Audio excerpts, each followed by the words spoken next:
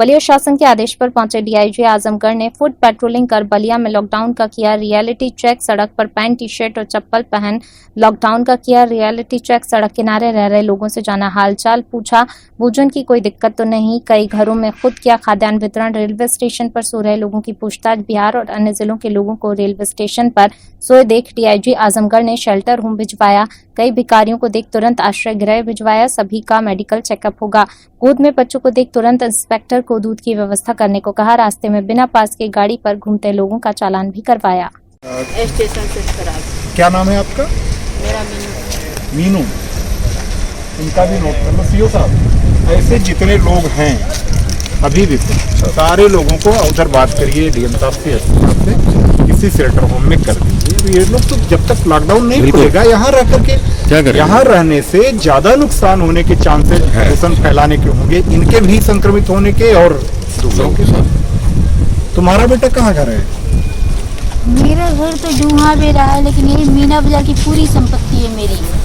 खरीद मैं नहीं किया। पूरा मीना बाजार आपका ही है जी। तो आप आराम से पूरे मीना बाजार में कहीं घर बैठे मीना बाजार में कैसे रहेंगे सर?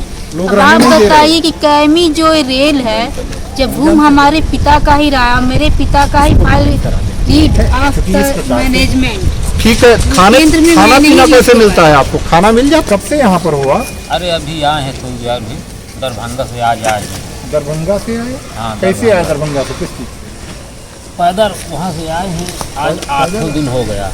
8वां दिन। 8 दिन हो गया पैदल।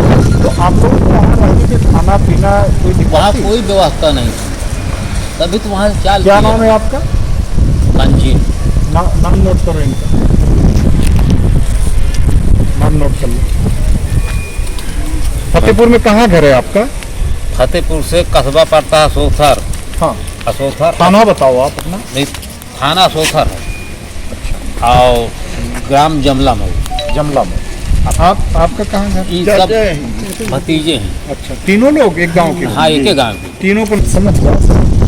हाँ। मेरे पास चोरी हो गया, ट्रेन में टूट गया। हाँ। मेरे पास पैसा नहीं है, घर नहीं जा पा रहा हूँ।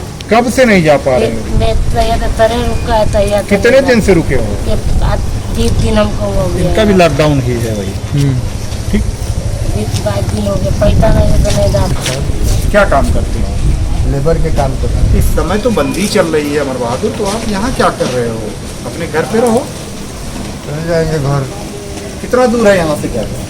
मेरे द्वारा फुट पेट्रोलिंग के क्रम में इस प्रकार से सिविल ड्रेस में रेलवे स्टेशन का भ्रमण पहले से ही अपने दिमाग में सुनिश्चित किया गया था।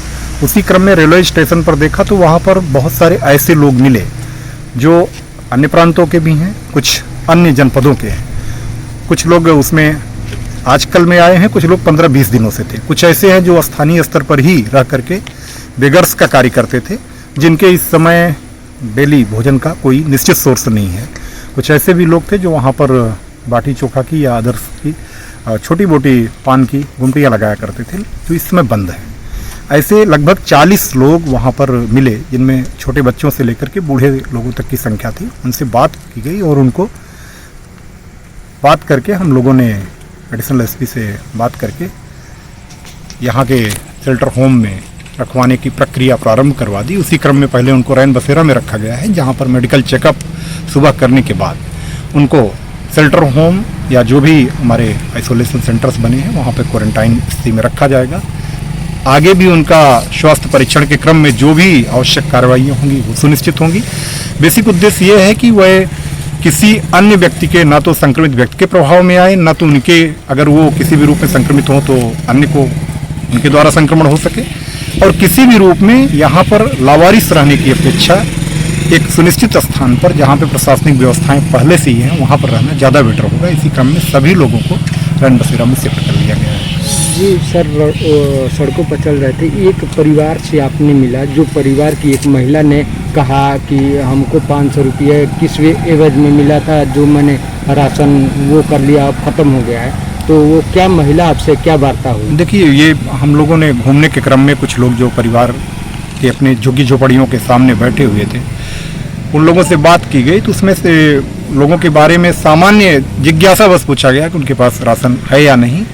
उस क्रम में उस महिला ने बताया कि उसके पास आसपास करीब 7-8 लोगों का परिवार है जिनके पास राशन नहीं है। उनके पास जो माननीय प्रधानमंत्री जी की भिन्न भिन्न योजनाओं में जो गरीबों के लिए पैसे आए हैं, उस कड़ी में उनके पास जो 1-1 हज़ार रुपये आए हैं, उससे उन्होंने पैसे निकाल करके 500 रुपये पर परिवार ने निकाल के राशन खरीदे हैं। आगे के राशन नहीं थे, उसी की कड़ी में यहाँ जो बहुत अच्छी अन्नपूर्णा योजना पुलिस पब्लिक सहयोग के समन्वय से चल रही है, उससे तत्काल मेरे द्वारा इंस्पेक्टर से और एडिशनल एसपी से बात करके राशन मंगा करके उन लोगों को पुलिस द्वारा उन 8 परिवारों को दिया गया है। इस प्रकार का कार्य पुलिस लगातार यहाँ पर कर रही है। उद्देश्य यह है कि किसी को किसी भी प्रकार से इस